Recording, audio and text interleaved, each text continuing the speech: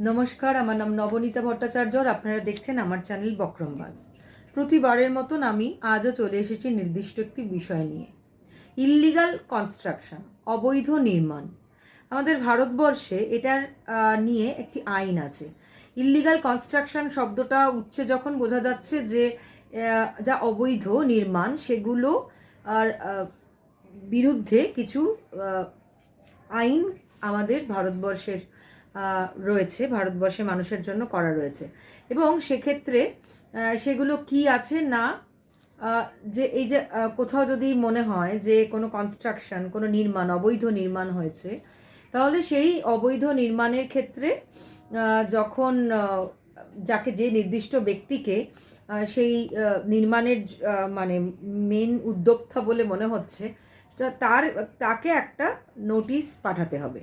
এবং সেই নোটিশে যেটা বলতে হবে যে তাকে শো কজ করা করা মানে জানাতে হবে যে কারণটা কি, মানে তাকেও এই সুযোগটা দিতে হবে যে এই যে অবৈধ নির্মাণ বলা হচ্ছে বা মিউনিসিপ্যালিটি বলছে যে এখানে অবৈধ নির্মাণ হচ্ছে, এবার যে এটার মূল মানুষ অবৈধ নির্মাণ করেছে বলে মনে হচ্ছে, তাকে কিন্তু একটা 15 দিনের নোটিশ পিরিয়ড দিতে হবে, তাকে একটা শো কজ দিতে হবে যে তুমি জানাও যে কেন এটা অবৈধ নির্মাণ নয়, বা আমাকে জানাতে হবে যে এটা ভাঙার দরকার নেই। অবৈধ নির্মাণ ভাঙা আইনের মানে ফর্মুলায় ওটা যে পড়ে না, সেটা কিন্তু তাকে প্রমাণ করার জন্য একটা সময়সীমা দিতে হবে, যেখানে সেও পাল্টা বলতে পারে যে এটা অবৈধ নির্মাণ নয়। এবার বিষয়টা হচ্ছে যে সাধারণ মানুষের পক্ষে সবসময় তো এই আইন জানা সম্ভব হয় না। ইল্লিগাল কনস্ট্রাকশন বলে দিয়ে ক্ষমতাবান লোকেরা যখন সাধারণ মানুষের মানে সাধারণ মানুষের যে মাথা গোজার ঠাই সেটাকে ভেঙে দেয়, গুঁড়িয়ে দেয়, তখন কিন্তু তার বিরুদ্ধেও আবার পদক্ষেপ নেওয়া যেতে পারে। মানে সেটা সরকার হলেও পদক্ষেপ নেওয়া যেতে পারে। এটার কিছুটা চেঞ্জ পরিবর্তনও করা হয়েছে, কারণ এই ইল্লিগাল কনস্ট্রাকশনের নাম করে এমন অনেক কিছু করা হচ্ছে, সাধারণ মানুষকে ঘর ছাড়া করা হচ্ছে, বেঘর করা হচ্ছে। এবার এই নোটিশ পিরিয়ডটা খুব ইম্পর্ট্যান্ট, যেখানে তাকে বলা হচ্ছে যে তুমি এটা করেছো, ফলে তোমাকে এটা জাস্টিফাই করতে হবে যে এটা আদৌ অবৈধ নির্মাণ নয়, সেই সময়সীমাটা তাকে দিতে হবে। এবারে নতুন যেগুলি অ্যাড হয়েছে সেগুলির মধ্যে তো যেমন নোটিশ পিরিয়ড আছে, যে অবৈধ নির্মাণ করছে তাকে নোটিশ দিতে হবে, শোকজ মানে তাকে বলতে হবে যে শোকজ করতে হবে। শোকজ মানে হচ্ছে তুমি কারণ জানাও যে এটা এটা এটা কি আদৌ অবৈধ নির্মাণ, বা তোমার কাছে সেরকম কিছু প্রমাণ থাকলে সেটা জানানোর সুযোগ তাকে দিতে হবে।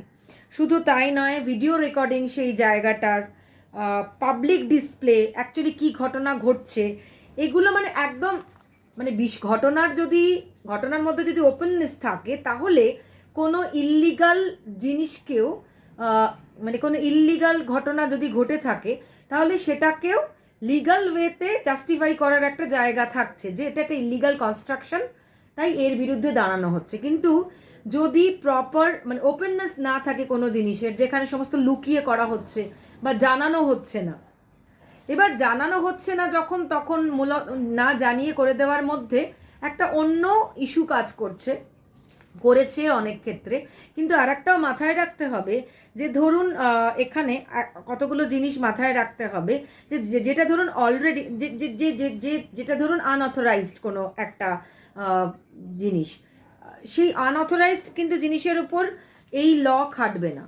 অলরেডি কোর্ট একটা অর্ডার দিয়েছে যে এটাকে ভেঙে ফেলতে হবে, সেটার ক্ষেত্রে কিন্তু এটা খাটবে না। এবং পাবলিক যদি থাকে, যেমন ধরুন ফুটপাথ, পাবলিক প্রপার্টি, এগুলোতে যদি ইল্লিগাল কনস্ট্রাকশন থাকে, সেগুলোর ক্ষেত্রে কিন্তু এই আইনটা খাটবে না। হ্যাঁ, এটা কিন্তু মাথায় রাখতে হবে যে এটা কোথায় কোন ক্ষেত্রে খাটবে। যদি এরকম হয় যে কোনো কাকে অভিযুক্ত প্রমাণিত হলো, এবার তার বাড়ি বুলডোজার দিয়ে ভেঙে দেওয়া হলো, বা যদি এরকম হয় যে কেউ অপরাধী প্রমাণিত হলো, তার বাড়ি ভেঙে দেওয়া হলো, এইগুলো খাটবে না। এগুলো হচ্ছিল বলে নতুন করে আইনটাকে আরেকটু জোরদার করা হলো, যে একটা অবশ্যই একটা নোটিস পিরিয়ড সার্ভ করতে হবে, যার এগেনস্টে এই কমপ্লেন যাচ্ছে যে সেটা ইললিগাল কনস্ট্রাকশনস করেছে। সে ইললিগাল কনস্ট্রাকশন করেছে কি কি করেনি, তার জন্য তারও একটা হিয়ারিং দরকার, তারও একটা বলার জায়গা থাকবে নতুন আইনে, সেটাই ইমপ্লিমেন্ট করার কথা বলা হয়েছে। মানে একদম অন্ধকারে রেখে এটা করা যাবে না, তার কারণ এটা করা হচ্ছিল এই আইনের সুযোগ নিয়ে, এই অবৈধ নির্মাণ ভাঙা আইনের সুযোগ নিয়ে কিছু মানুষ যে কাজটা করছিল, কিছু মানুষের মাথার উপর থেকে ছাদ সরিয়ে দিচ্ছিল। এবার এই ছাদ তো অতি কষ্টে বানানো থাকে, অনেক কষ্টে, মানে খুব অল্প অল্প অর্থ জমিয়ে কেউ একটা মাথার ছাদ করল, আর এটাও করা যাবে না, কারণ মাথার উপর থেকে ছাদ সরানো যাবে না, কারণ সেটাও একটা আইনের ধারার মধ্যে পড়ে যে তুমি কারোর মাথার উপর থেকে ছাদ সরিয়ে নিতে পারো না। এবার সত্যি যদি হয় যে একটা কোনো মানে এমন কোনো জমির ওপর মানে মনে হচ্ছে ইললিগাল কনস্ট্রাকশন করা হয়েছে, বাড়ি বানানো হয়েছে, সেক্ষেত্রেও কিন্তু একজন অফিসারকে, একজন সরকারি অফিসারকে দায়িত্ব দিয়ে পর্যবেক্ষণের জন্য, বিচার বিবেচনার জন্য মানে নির্দিষ্ট করা হবে যে আদৌ সেটা হচ্ছে কিনা সেটা দেখার জন্য।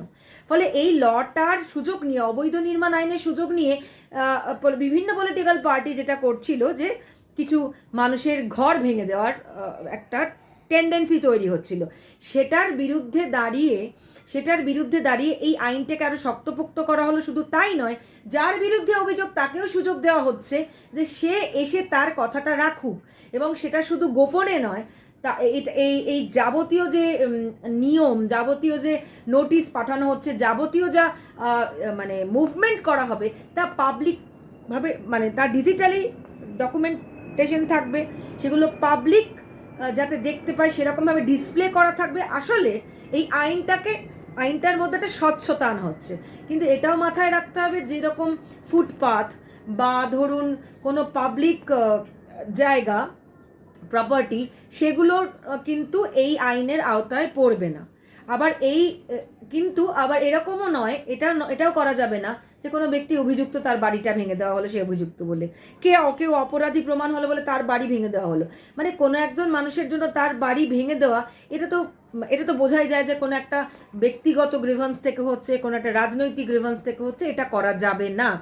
পুরোটার মধ্যে স্বচ্ছতা আনার জন্য এই পয়েন্টগুলো আনা হয়েছে। অবশ্যই একটা 15 দিনের নোটিস পিরিয়ড সার্ভ করতে হবে, যেখানে সেই মানুষ যার বিরুদ্ধে অভিযোগ যে ইললিগাল কনস্ট্রাকশন করেছে তার কথা বলার জায়গা থাকবে, তার জন্য ভিডিও রেকর্ডিং হবে সেই জায়গাটার কোথায় কি হচ্ছে, মানে একটা স্বচ্ছতা আনার চেষ্টা করা হচ্ছে।